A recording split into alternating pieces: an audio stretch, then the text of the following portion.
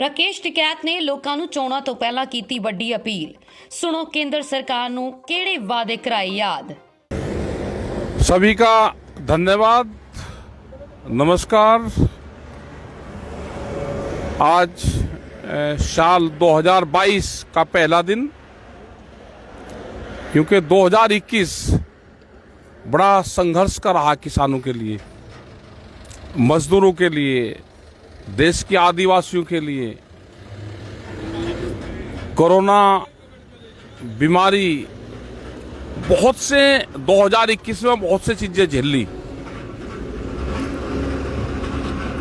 बड़ा लंबा आंदोलन 1 साल का,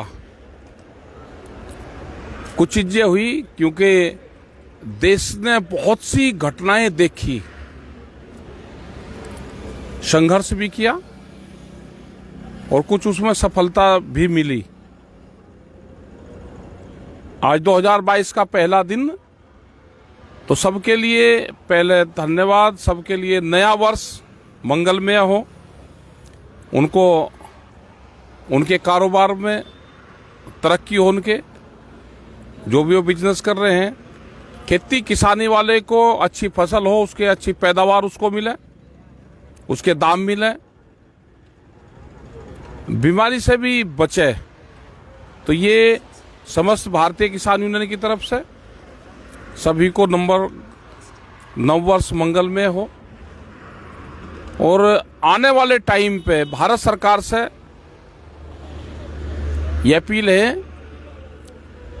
कि जो समझौता हुआ है उस समझौते पे भारत सरकार काम करे, जो फैसले हुए हैं उस पे फैसले पे काम करें। एमएसपी का एक बड़ा सवाल है, उस पे काम करें, उसकी कमेटियां बनाएं। और 2022 में प्रधानमंत्री ने कहा है कि 2022 में आमदनी दुगनी होगी, तो कल से दूसरा दिन है, उस तरफ भी जरूर ध्यान दें प्रधानमंत्री जी के। बहुत दिन पहले कहा कि आमदनी दुगनी होगी। आमदनी दुगनी का पहली सीढ़ी एमएसपी से जाएगी। जो बिहार का किसान 800 रुपये में धान बेचता है, उड़ीसा का किसान 800 रुपये में, जो आदिवासी हैं भुवनेश्वर के पास में उन आदिवासियों के गांव में गए 800 रुपये धान बेचता है, उन पे भी काम करने की जरूरत है। जो सड़क के नजदीक के गांव हैं वे 1200 रुपये तक बेचते हैं। फसलों के रेट आते हैं तो आमदनी कैसे बढ़ेगी? तो इन सब चीजों पे ध्यान दें। जो कमेटी बनाई बनेगी, उस कमेटी को बना के काम करें। और ये लोग आएंगे जरूर आपके बीच में, जो सरकार के लोग हैं, इनसे आमदनी दुगनी कैसे होगी उसका फार्मूला जरूर पूछें। दूध की पॉलिसी, ऑस्ट्रेलिया से दूध आके यहां पे आएगा क्या? देश के पशुधन को खत्म करने का एक षड्यंत्र है। देश का पशुधन खाली दूध नहीं देता, वो खेत की मिट्टी को ठीक करने के लिए फर्टिलाइजर भी देता है। लेकिन दिल्ली की चमकीली कोठियों में बैठने वाले लोग सिर्फ पशु को दूध से ही मापते हैं। वे जो कई कई मंजिल चिकनी कोठियों में बैठने वाले लोग, उनको ये नहीं पता कि पशु फर्टिलाइजर का भी काम करता है। क्या बाहर की कंपनी से दूध आएगा, देश का पशु बच जाएगा? ये बहुत से सवाल है। नए साल पे इन सवालों पे भी हमारे क्वेश्चन रहेंगे सरकारों से।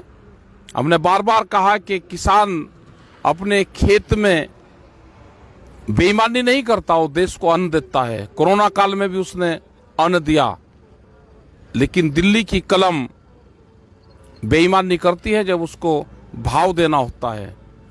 ये सब पता है। आज देश का जो नौजवान है, यूथ है, बेरोजगार होता जा रहा है।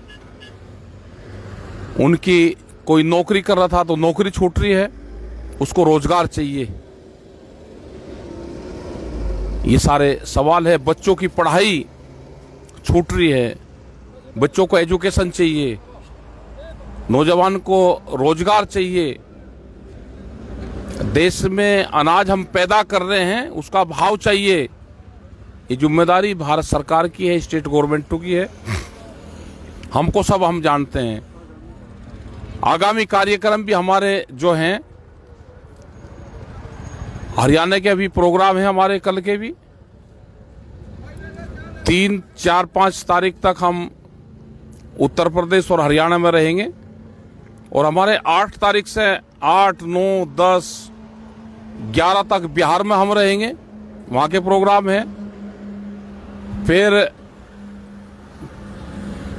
16, 17, 18 इलाहाबाद के प्रोग्राम रहेंगे और उसके बाद में 21, 22, 23 राजस्थान के प्रोग्राम रहेंगे।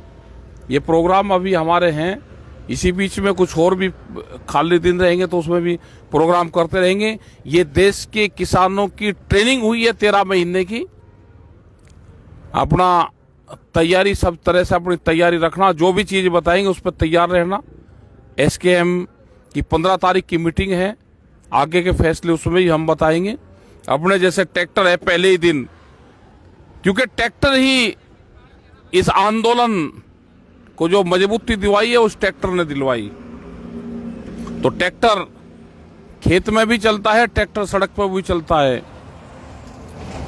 10 साल पुराना ट्रैक्टर किसान कहाँ लेकर जाएगा, उस पर भी हमको ध्यान रखना है। ये बहुत सी पॉलिसी सरकारों की है, तो हम उस पर पूर्ण रूप से ध्यान रखेंगे। और देश का नौजवान जो सरहदों पे है वो टैंक चलाएगा, देश का किसान ट्रैक्टर चलाएगा और देश का नौजवान ट्यूटर चलाएगा। ये ट्रिपल टी ही देश के काम आएगी। सबका धन्यवाद। जय हिंद, जय भारत।